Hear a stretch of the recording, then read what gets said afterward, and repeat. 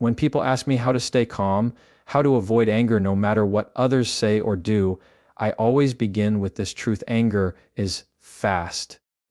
It's sharp, it's instant, it comes rushing in before we even realize what's happening. And because it's fast, it tricks us into believing that we have no control over it. But the truth is, we do. Control doesn't happen by suppressing anger or pretending it isn't there. Control begins by slowing down what anger wants to speed up. Think about the last time you snapped at someone. Maybe it was at work, maybe in your family, maybe while driving in traffic. In that moment, anger felt like a reflex. You didn't plan it. You didn't pause to consider the words you were about to throw out. You reacted. That's what anger does. It hijacks the speed of your mind and your mouth. And if you don't learn to interrupt that speed, you will always believe that calmness is out of your reach. So what's the interruption? It's the pause. The pause is small, it's quiet, it's subtle, but it's where real strength lies. A pause is the moment you buy yourself before anger spends you. And it doesn't have to be long. Sometimes it's a single breath. Sometimes it's looking away for a second. Sometimes it's biting your tongue just long enough for your brain to catch up with your emotions. But that pause is not weakness. That pause is a decision. Now, here's why the pause works. When you feel anger, it activates the amygdala, the emotional center of your brain. The amygdala reacts in milliseconds. That's why anger feels uncontrollable. But when you pause, even for a few seconds, you shift the activity from the amygdala to the prefrontal cortex, the part of your brain that thinks, plans, and chooses. In other words, the pause gives your rational mind a chance to take back the wheel. You're not suppressing the anger, you're giving yourself time to decide what to do with it. That's power under control.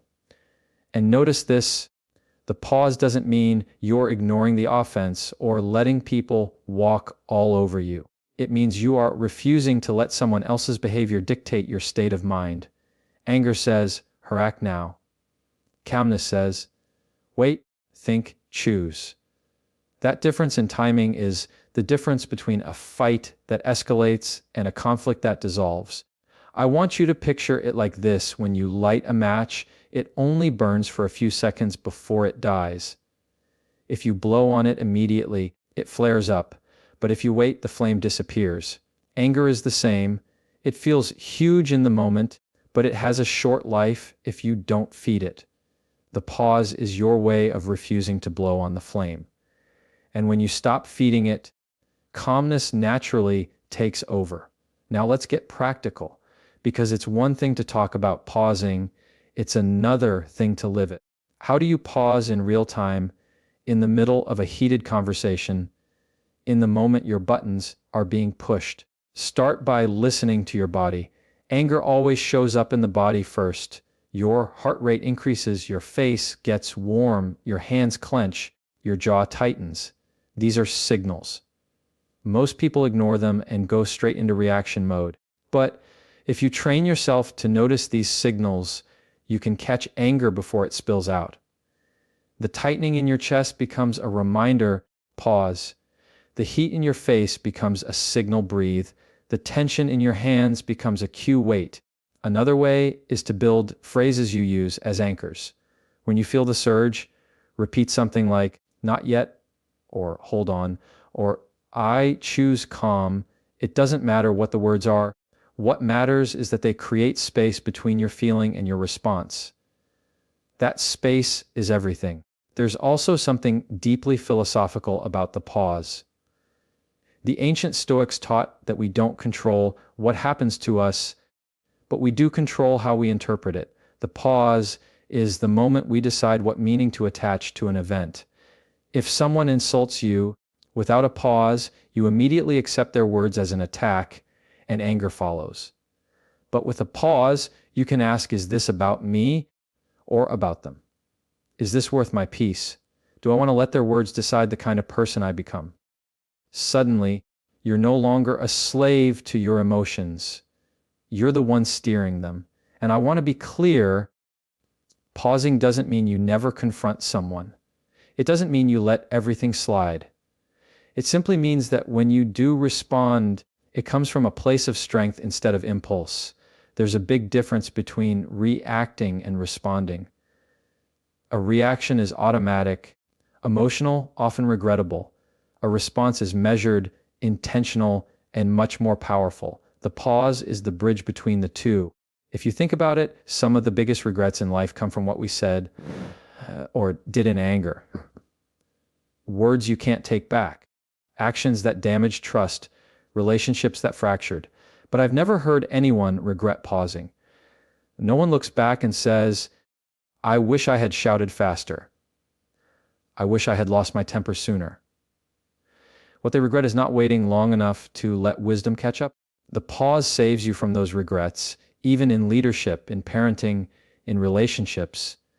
People remember how you handle your anger. They remember if you explode or if you hold steady. Calm leaders earn trust. Calm parents teach discipline.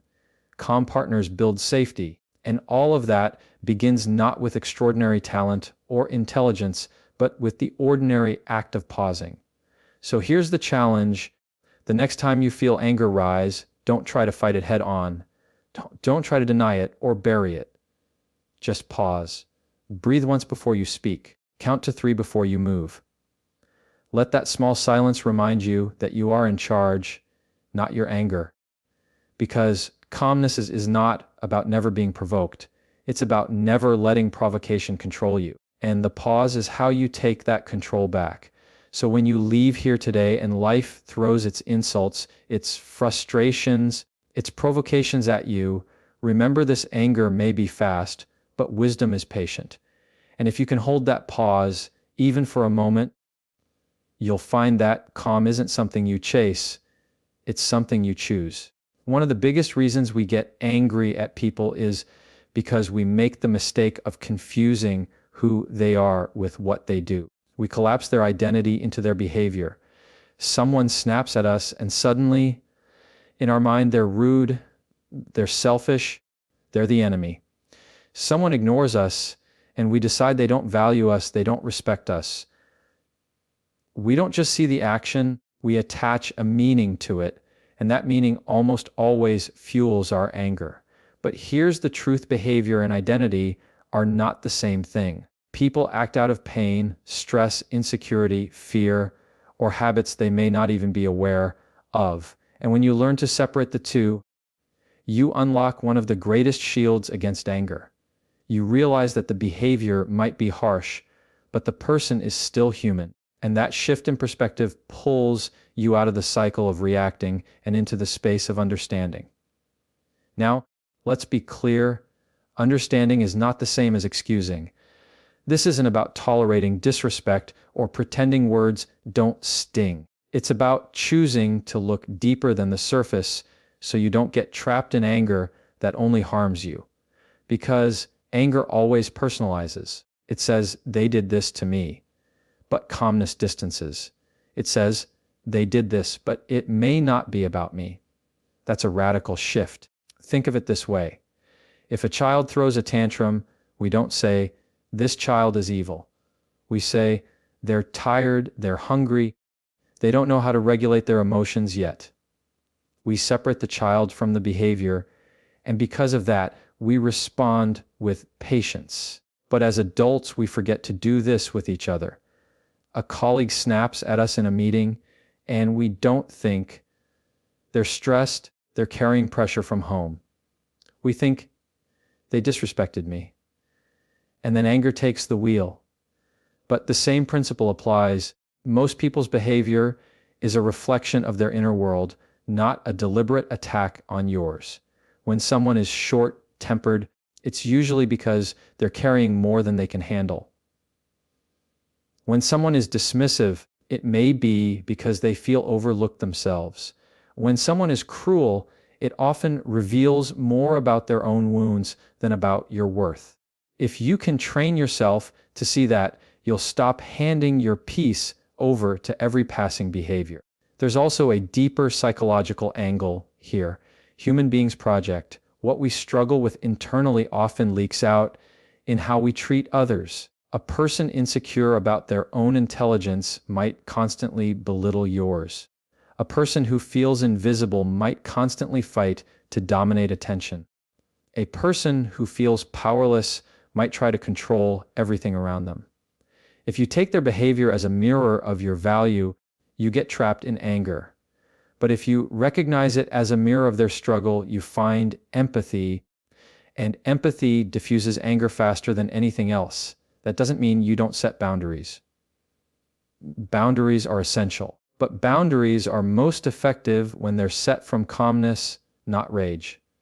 Because calm boundaries are respected, while angry ones often escalate conflict. Separating the person from their behavior allows you to say, I won't allow you to treat me this way, without needing to hate the person behind the action.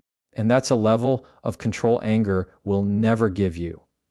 Philosophically, this is also about freeing yourself. If you keep attaching someone's behavior to your sense of self, you will spend your life on an emotional roller coaster.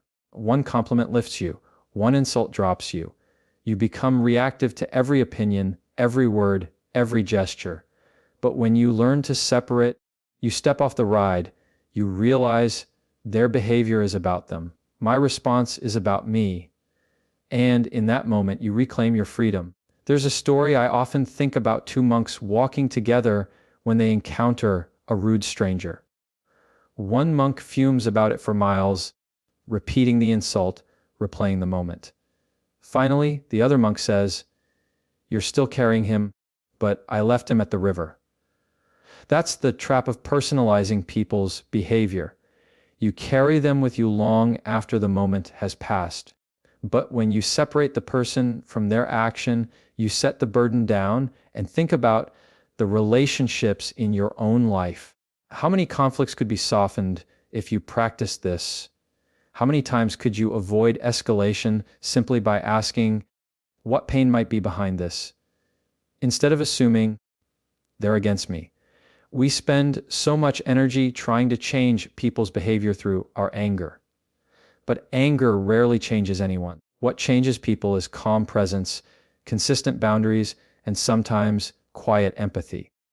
This approach doesn't just protect your peace, it transforms the interaction. Because when you don't mirror someone's negativity back to them, you interrupt the cycle. You become the variable they weren't expecting. Instead of two fires feeding each other, you become the water that cools it down. That's not weakness.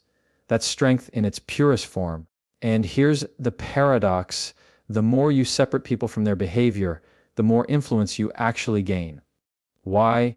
Because people can feel when they're seen beyond their mistakes. They can sense when you're not reducing them to their worst moment. And that kind of calm presence disarms defenses, opens doors, and often invites people to rise above their own behavior. So the next time someone lashes out, instead of fusing their behavior with their identity, step back. Tell yourself, this is behavior. This is not the whole person. That reminder creates just enough space for calmness to breathe. And in that space, you'll find choices that anger would have stolen from you. Because here's the truth: every person you meet is fighting battles you cannot see. Some battles are small, some are lifelong, some are invisible, even to them. And if you can remember that if you can look past the behavior to the humanity underneath, then you will discover that staying calm is not about ignoring wrongs. It's about refusing to let those wrongs rewrite who you are. So carry this with you: people are more than the sum of their mistakes. And when you can see that, when you can separate the action from the person, you'll discover a peace that no insult, no criticism, no outburst can steal from you. And maybe the most powerful part is this: you give yourself permission to be seen the same way. Because if others are more than their behavior, so are you. And that means your worst moment doesn't define you either. So the next time someone provokes you, don't confuse their behavior with their worth. See deeper, pause longer, choose calmer. And in doing so, you won't just avoid anger, you'll rise above it.